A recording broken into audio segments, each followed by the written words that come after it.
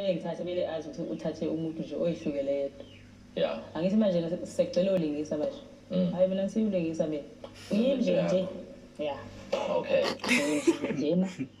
So umuntu mengithatha kumele azi ukuthi yena mangabe uthathe mina waphakamisa mina uphakamise into ehlukile kubantu futhi abazoyijabulela. Futhi angeke ezeyisole ngalokho.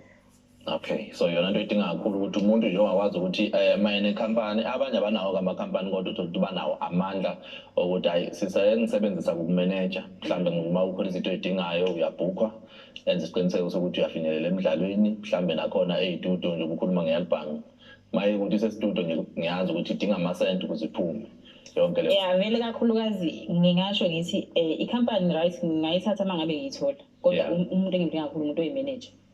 Okay. Ozosebenza nje naye. Yebo.